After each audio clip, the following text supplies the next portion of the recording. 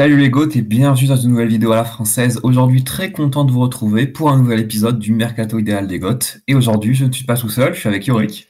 Salut Hippo, salut Egot. Et donc aujourd'hui, vous commencez à connaître le principe, mais on va s'intéresser à deux équipes, donc Labora et la Quickstep. Et on va du coup dire quel coureur est-ce qu'on aimerait voir rejoindre ces deux formations en choisissant parmi les coureurs qui seront libres à la saison prochaine. On en choisit deux en Donc, tout. On en choisit deux ouais, parmi ceux en fin de contrat. Et, et voilà, en fonction des besoins de chaque équipe, des départs, etc. Je te propose qu'on commence par la Bora. Allez, Donc la ça me Bora va. Hansgrohe qui, du coup, avec l'arrivée du nouveau partenaire Red Bull, devrait théoriquement avoir plus de moyens. Ouais. C'est ce qu'on peut se dire. Donc du côté de la Bora, en fin de contrat, on a quand même quelques coureurs assez âgés comme Jungel, Sharman qui s'en vont, même Bourman qui est en fin de contrat. On a des coureurs comme Higuita ou Kamna, on ne sait pas trop s'ils vont prolonger ou pas. Sobrero pareil, qu'on verra probablement plus clair à la fin de la saison. Mais toi, qu'est-ce que tu as identifié comme gros besoin dans cette équipe? Alors juste avant, un petit disclaimer, au moment où on sort la vidéo, il y a juste Giulio Pellizzari de la Bardiani qui a été officialisé côté Bora. Donc il se peut que des noms et tous les coureurs qu'on va citer à l'instant T, donc là on est le 6 août, pour l'instant ils sont encore en fin de contrat, mais il se peut que d'ici la publication de la vidéo, il y en ait certains qui aient de nouveaux contrats ou qui soient partis dans d'autres équipes. Donc du coup, voilà, donc il se peut qu'il y ait ça, mais à partir du moment où on est là, tous les coureurs sont en fin de contrat.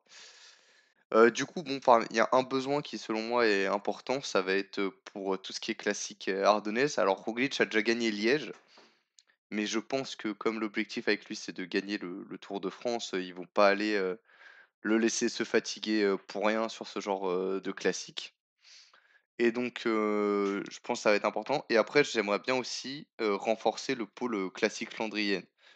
Tu vois, donc en gros, les pôles classiques globalement, je trouve que ça manque aussi de densité de ce côté-là. Bon, il y a quelques noms sympas, voilà, Marco Haller notamment. Je pense à lui. Sinon, ouais, c'est à peu près tout, quoi. Peut-être Danny Van Poppel aussi, qui est pas mauvais là-dedans, mais il y a vraiment pas grand monde. Et donc, je pense que rajouter un peu de densité ou des coureurs capables de te faire des résultats dessus serait quand même vachement intéressant. Mais après, tout ce qui est côté sprint ou montagne, pour moi, il n'y a pas besoin de renforcer du tout. Bah, moi, je te rejoins un peu, mais après, c'est un peu compliqué de raisonner comme ça, mais on sait que Lascano et Pitti sont quand même assez proches de la Bora, et que pour moi, c'est eux qui vont, enfin, du coup, rentrer dans ce pôle classique-là. Donc, moi, je pars du principe que ils sont déjà en très bonne voie pour aller à la Bora, et que du coup, le pôle pavé est plutôt bien rempli. C'est vrai que pour le coup, le pôle classique un peu flandrienne, Enfin, alors il y a Ardennes, tu peut-être veux dire. pas Ardennes, tu veux dire. Ardennes, pardon, il est peut-être pas aussi fort que d'autres équipes, mais on a quand même un Vlasov qui a fait des bonnes classiques assez souvent. Même Hindley il est plutôt bon là-dedans. Roglic, s'il veut s'y mettre, il pourrait. Donc moi, je suis pas sûr que ce soit l'objectif principal de l'équipe.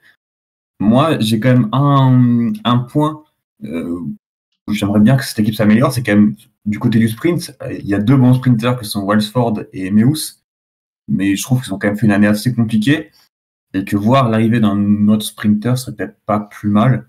Parce que Walsford, pour moi, il m'a vraiment beaucoup déçu. Genre, il a fait un tour down under incroyable et après, c'était rideau. Et Georges Meus, je trouve que c'est encore un peu léger, même s'il a déjà gagné une étape sur le Tour de France. C'est un sprinter à la Phil Boros, tu sais, qui gagne pas forcément souvent. Je trouve en tout cas au niveau, mais après, il est quand même capable d'aller t'en claquer une, quoi. Mais souvent bien placé, mais très peu, malheureusement, vainqueur, j'ai l'impression. Eh ben, vu que t'en parles, parce que moi, mon premier choix pour la Boa, c'était Phil Baos, Ah bah tiens. le coureur du coup de la Bahreïn, que je trouve assez sous-coté, parce que j'ai pas l'impression qu'il a un énorme train, et pourtant il se débrouille quand même assez bien à chaque fois. Il fait toujours au moins une fois podium sur les grands tours. Cette année, il fait deuxième sur le tour derrière Philipsen. Et pour moi, avec un lanceur comme Van Poppel, c'est clairement un mec qui pourrait aller gagner. On se souvient sur le Tirreno, il va battre Jonathan Milan à la pédale, sachant qu'aussi il passe plutôt bien les bosses. Bon, c'est pas non plus un puncher, mais s'il y a une petite bosse, il peut la passer. Donc pour moi, ce serait une recrue intéressante, surtout quand on sait que Walsford est en fin de contrat l'an prochain et que pour le moment, il n'a pas donné grand-chose. Donc pour moi, ce serait le bon emplacement. En plus, il est allemand, donc ça collerait bien avec l'équipe. Ouais, ça se tente en vrai, c'est une bonne idée pour renforcer. Après, j'avoue quand même, avoir 3 sprinters comme Meeus, Welsford et Bauhaus, ça me semble, tu sais, un peu beaucoup à gérer, tu vois? Genre, il y en a forcément un d'eux, qui va pas être forcément satisfait s'il y a pas de grand tour ou quoi. Donc à voir, mais après je comprends le pari et comme tu as bien dit, bah, il est allemand, donc tu as ce côté aussi un peu, RP avec le côté national et cetera qui rentre en compte. Moi perso, comme dit, bah, je suis pas du tout allé sur, les sprints. PT, tu en as parlé, bah, au pire, tu auras PT pour les sprints et après pour ce qui est classique flandrienne, je suis pas d'accord.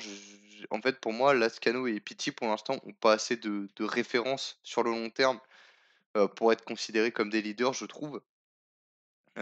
Pity, j'ai toujours du mal, notamment, quand ça va au-delà des 200 kilomètres. Je trouve qu'il manque un peu de caisse, personnellement. Et Lascano, bah, il a fait une très belle campagne, mais bon, des mecs qui ont déjà fait des super, campagnes ou courses flandriennes, il y en a eu beaucoup et qui derrière ont pas vraiment confirmé, donc à voir. Moi, personnellement, je tenterais bien d'abord pour le pôle, flandrienne, un petit Alberto Bettiol qui, est en fin de contrat, chez IF. Alors, voilà, c'est quand même assez âgé, 30 ans si je dis pas de bêtises, mais je trouve que voilà, c'est un ancien vainqueur du Tour des Flandres quand même, faut pas oublier.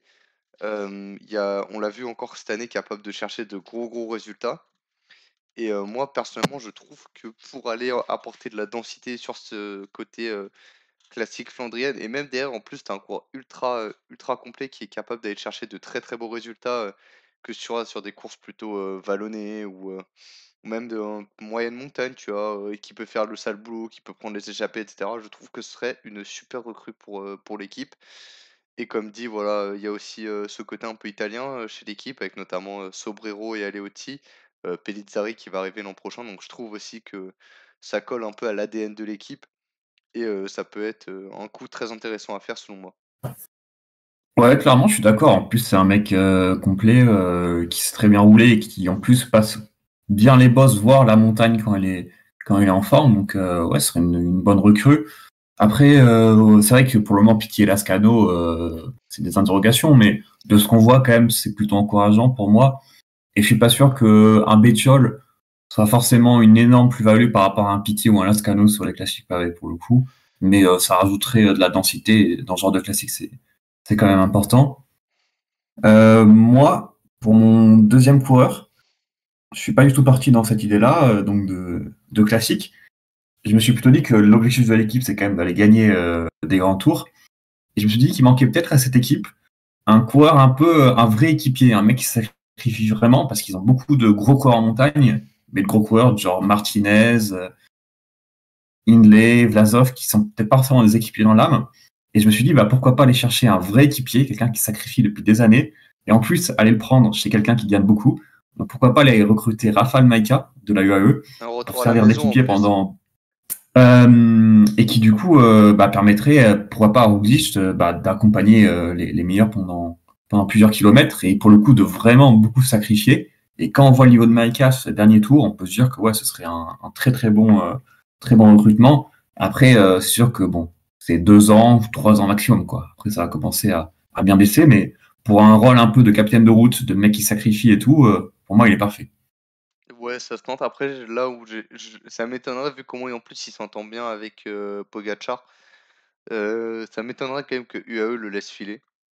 Mais après, c'est clair que oui, si tu as besoin d'un mec qui passe super bien les bosses et qui va se sacrifier sans problème en montagne, c'est clairement Rafael Maïka le mec qu'il te faut. On l'a vu, son passé de leader il est derrière lui maintenant, en tout cas sur les grands tours.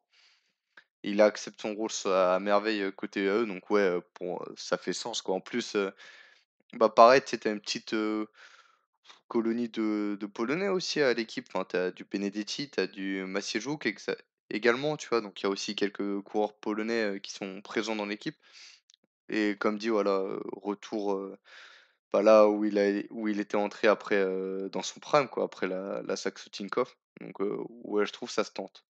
Bah, du coup, moi, par contre, pour mon deuxième e coureur, voilà, comme je l'ai dit, je me suis basé sur les Ardennaises et alors c'est peut-être pas un choix objectif, pour être honnête. Mais voilà, c'est un choix que j'aimerais beaucoup. Moi, je tenterais bien le coup Julien Alaphilippe. Pourquoi? Déjà, bah, comme dit, il y a pas vraiment, d'expérience de leader attitré, pour, les, classiques ardennaises dans l'équipe. Là, tu as quand même, en termes d'expérience, là, tu as quand même un super coureur qui a aucun problème en plus à se muer en équipier, s'il faut. Il est quand même passé, chez, Quick-Step donc en termes de savoir, se sacrifier pour le collectif, se battre pour les copains, bah, c'est quand même, très, très solide. En plus, il est pas, comment dire? Dans son prime, donc ça va pas non plus être un coureur qui va te coûter très, très cher en salaire par rapport à ce que ça aurait été, par exemple, il y a 2 ans, tu vois? Ou au moment où il a prolongé.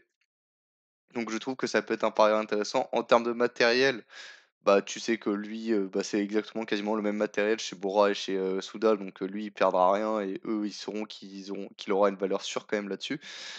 Et en plus de ce qu'on a vu récemment, enfin personnellement, notamment au JO, tu vois quand même qu'il est capable d'avoir un très bon niveau. Il a gagné, bon ça soit des courses secondaires, mais il a battu notamment un Marc Hirschi par exemple. Sur le Giro, il s'est quand même, super bien débrouillé, il est allé chercher, son étape et après, on l'a vu aussi faire un 9e dans Milan-San Remo en ayant, une sorte de fracture au genou quoi. Donc je pense qu'il en a encore, sous le pied, qu'il est capable d'aller chercher des gros résultats et au pire des cas, s'il te claque pas une classique ardennaise, tu sais qu'il posera pas de problème en tant qu'équipier et que, il pourra aussi aller, tu auras également un excellent baroudeur dans l'équipe, donc ça te permet aussi de jouer sur plusieurs tableaux, je trouve. Ah ouais, bah là, clairement, ce serait un énorme recrutement pour la Bora. Après, je sais pas si lui a vraiment beaucoup d'intérêt à quitter la Quick-Step dans laquelle il est quand même installé, où il connaît un peu tout, où il a bien son rôle, pour aller à la Bora, où finalement il n'y aurait pas vraiment un énorme step-up, je trouve, à cause de Lefebvre. S'ils arrivent toujours pas à s'entendre, pourquoi pas. Mais je pense que sportivement, d'un point de vue juste de l'équipe, je trouve que lui aurait plus intérêt à rester à la Bora. Mais c'est clair que par contre, si la Bora arrive à le faire venir, ce serait pas mal pour eux parce que ouais, il est tellement complet. Et comme tu as dit, il n'hésite pas à se mettre en équipier, donc Et en c'est vraiment plus, le coureur parfait pour eux. côté marketing, en vrai, bon, c'est un peu hors sujet, puisque c'est pas sportif, mais tu signes un mec comme Alaphilippe, déjà, en France, niveau marketing, tu as un boost énorme et même globalement, c'est quand même, double champion du monde et cetera, donc c'est aussi une visibilité énorme, que tu apportes à l'équipe et aux sponsors. Et donc je pense que c'est aussi quelque chose à prendre en compte, dans ce genre de signature, quoi. Même s'il est plus, dans son prime, on est bien d'accord. Clairement. Je sais pas si tu as quelque chose à rajouter sur la Bora. Non, pour moi, on a fait le tour, on a été très complet, voilà, on n'a pas fait non plus les en vrai, pour moi, de mon côté, on peut remplacer Alaphilippe par Hirschi, je pense que c'est du pareil au même. Peut-être un peu plus de confiance côté Hirschi avec le potentiel notamment, comme il est encore jeune. Mais après voilà, c'est clair qu'avec, Red Bull maintenant, en termes de budget, ça a plus posé problème, pour eux et ça se voit que, de toute façon avec tous les noms qui sont cités et cetera, et l'effectif déjà en place, tu vois quand même, que, c'est du très, très lourd qui se prépare, chez eux. Ouais, parce que nous, on s'est concentré sur les coureurs sans contrat, mais il y a quand même beaucoup, beaucoup de rumeurs en ce moment qui enverraient Remco ou Wout van Aert du côté de la Bora. Bon, du coup, ils sont encore sous contrat, mais on sait que ça peut arriver quand même de pas aller jusqu'à la fin de son contrat si jamais l'équipe paye, donc c'est quelque chose qui pourrait arriver. Parce qu'on annonce quand même Remco assez fortement, j'ai l'impression, du côté de la Bora, et Wout van Aert plutôt du côté de la Quick-Step, mais la Quick-Step, bah, on va en parler maintenant et on va pas parler de Wout van Aert, je pense, parce qu'on va essayer de rester dans un truc à peu près plausible, entre guillemets. Toi, qu'est-ce que tu verrais bien chez la Quick-Step l'an prochain? Bah, déjà, juste, on va rappeler quand même les coups en fin de contrat. On l'a Ah vu oui. juste avant avec, Julien, mais il y a aussi, Kasper Asgreen qui est pour l'instant en fin de contrat, Masnada, Jan Hirt, Martin, excusez-moi pour la prononciation, je vais dire Schwarzenegg. Je sais pas si on dit comme ça, excusez-moi. Il y aurait des rumeurs comme quoi Moscon et Pedersen prolongeraient. Pour l'instant, ça n'a pas encore été officialisé, mais c'est les rumeurs qui courent. Et Asgreen, lui, pour le coup, le départ est assuré. Je crois que Lefebvre l'a assuré dans une déclaration. Donc pour moi, côté Quick-Step, le but, ça va être simple, ça va être continuer de construire autour de Remco. Tu perds quand même, 2 très bons grimpeurs en la personne de Fausto Masnada et Jan Hirt. Je pense qu'il va être important de recruter un autre grimpeur qui sache, accompagner Remco, notamment pour remplacer Jan Hirt, qu'on a vu quand même, à son aise, que ce soit lui, d'un point de vue personnel sur le Giro, mais aussi très important pour Remco sur ce Tour de France. Je pense que ça va être important de bah, voilà, de combler ses départs. Et après, je pense qu'il est aussi important de ramener un peu de sang neuf dans l'équipe, notamment du côté classique flandrienne. C'est quand même le domaine historique où il y a eu des grosses légendes du cyclisme belge, notamment qui sont passées dans l'équipe comme Boonen ou Gilbert. Je pense que ce serait pas mal d'apporter un peu de sang neuf quand même, un coureur capable d'avoir de gros résultats sur ses courses. Et donc moi, personnellement, ce seraient les deux domaines où je m'intéresserais le plus si j'étais décideur chez la Soudal Quickstep. Ouais, c'est clair. Pour les Remco, ça semble le plus important. Ouais, donc j'ai pas grand chose à rajouter. Du coup, toi, qui serait ton premier choix? Alors mon premier choix, je vais commencer par le côté classique flandrienne. Je le vois pas comme un vainqueur, mais je trouve que quand même, ça peut être un pari intéressant, ce serait Søren Kragh Andersen. Voilà, comme pour les autres coureurs que j'ai cités avant, c'est quand même un très bon baroudeur. C'est quelqu'un aussi capable de très bien passer les pavés, on l'a déjà vu par le passé. Ça manque un peu de consistance, notamment chez Alpecin où, j'avoue que j'étais très content quand ils l'ont signé, mais j'ai un peu du mal, avec la suite de sa carrière. J'ai l'impression quand même qu'il est assez souvent inconstant, le pauvre. Mais je trouve que voilà, c'est un pari, à tenter qui peut s'avérer payant. Je me dis que voilà, c'est aussi, un progrès puisque chez Alpecin, on sait que dans tous les cas, classique flandrienne, c'est, de base Van der Poel et en plus maintenant tu as Philipsen, donc c'est mort de chez mort. Alors que là, bah, tu quasiment personne en fait, tu pas un seul leader indiscutable. Donc je pense que ce serait une bonne idée, pour lui d'aller là-bas. Il y a un rôle à aller chercher, il y a quand même, matière à faire quelque chose de super. Et donc, côté Soudal, en plus, tu rajoutes, voilà, on sait qu'ils ont l'habitude d'avoir quelques coureurs danois dans l'effectif. Bah, tu as de nouveau un coureur danois qui est là. Donc je trouve que, personnellement, que c'est un pari qui se tente. Il reste quand même, assez jeune, je crois, il a 28 ans si je dis pas de bêtises. Donc, ça reste quand même un coureur qui plein de potentiel, qui inexploité et qui peut aller chercher des gros résultats, sur des courses, d'un jour. Perso, j'en suis, convaincu. Ouais, en plus, ouais, pour le train de Merlier aussi, ça peut être un Ouais, élément exactement, c'est un super rouleur. Donc, assez important. c'est un quoi et il est capable de passer correctement quand même, les bosses, les étapes assez vallonnées, donc ça peut être, aussi, pas mal pour, accompagner Remco, par exemple. Ouais, moi, je suis parti un peu dans la même idée de coureur assez complet, mais plutôt pour les Ardennaises. Donc, j'ai choisi Marc Hirschi, on en a parlé tout à l'heure pour la Bora. Et pour moi, c'est vraiment le coureur parfait pour la Quick-Step, enfin, dans ces grandes années, ou plutôt juste en 2020, en fait, quand il était vraiment au top de sa forme. C'était un des meilleurs coureurs d'Ardennaises au monde. Et donc, bah, ce serait vraiment l'esprit qui a perdu un peu cette équipe Quick-Step, il le retrouverait et ils auraient de nouveau un coureur capable d'aller jouer les premiers rôles, pourquoi pas, sur ce genre de classique. Avec en plus un Hirschi qui passe très bien aussi les bosses, voire la montagne pour aider Remco. Et peut-être pour relancer aussi sa carrière. Après être passé chez UAE, ça n'a pas très bien marché. Mais pour moi, je pense que c'est quand même un mec qui a quand même un gros potentiel. On se rappelle qu'il avait fini deuxième des championnats du monde d'espoir derrière Cosnefroy. Donc, c'est pas un mec qui a spawn d'un coup comme ça en 2020 sans qu'on sache pourquoi comme Marc Padoun. C'est quand même un mec qui a quand même des références et qui s'est peut-être un peu perdu chez UAE, mais qui pourrait retrouver un gros niveau chez Quickstep. Ouais et en plus, le bon côté, c'est que voilà, tu aussi moyen avec lui, si tu conserves pas Julien notamment, c'est qu'aussi ça permet de décharger, Remco de ses courses, tu vois? Tu sais que tu as un mec qui est capable de performer, il avait quand même, enfin selon moi, sans la vague de Julien en 2020, il remporte Liège-Bastogne-Liège, pour moi c'est lui le plus fort et il remporte la Flèche Wallonne cette année-là, tu vois? Et c'est clair que son transfert chez eux, ça a été un énorme flop, j'en attendais tellement, surtout après son année et il a jamais confirmé et on voit quand même qu'il est capable de revenir à un bon niveau, voire même très bon niveau, mais j'avoue que j'ai pas non plus cette impression de force qu'il avait, en 2020 notamment. Donc c'est un peu dommage et là maintenant il se contente en fait d'être juste le larbin, pour à peu près, tous les grands leaders, chez UAE.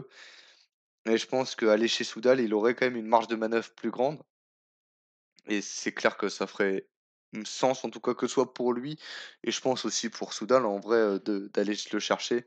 Tu as quand même un coureur à aller relancer, tu vois? qui peut être très utile, voilà, au collectif. Et moi, je comprends ce pari que tu as fait, quoi. Et pour accompagner du coup Marc Hirschi, je suis parti sur un coureur pour le coup vraiment pour accompagner Remco. Ce serait Sergio Higuita qui du coup partirait de la Bora dont on a parlé pour rejoindre la Quick Step. Coureur assez irrégulier, même très très irrégulier. Mais dans ses grands jours, il est quand même capable de très grosses performances, que ce soit sur les longs cols, mais aussi sur les cols plus courts. Donc pourra pas aussi avoir cet équipier-là pour Remco sur un Liège-Bastogne par exemple, vu qu'il est quand même assez punchy. Et ouais, il faut quand même des grimpeurs pour accompagner Remco. Et on a regardé tout à l'heure la liste des coureurs sans contrat et il n'y a pas tant que ça de gros grimpeurs en fin de contrat. Donc pour moi, il faut vraiment un grimpeur comme ça, c'est pas un grimpeur que tu rates. Ouais, après, j'avoue que moi, Higuita, j'ai un peu du mal. En fait, j'ai l'impression que je crois que c'est depuis le Tour du Pays Basque l'an passé où il remporte quand même son étape. C'est quand même très très compliqué pour lui dans l'équipe. J'ai l'impression que voilà, c'est pas. J'avoue que j'ai du mal quand même avec ce choix de chercher Higuita. Tu vois, j'ai pas confiance.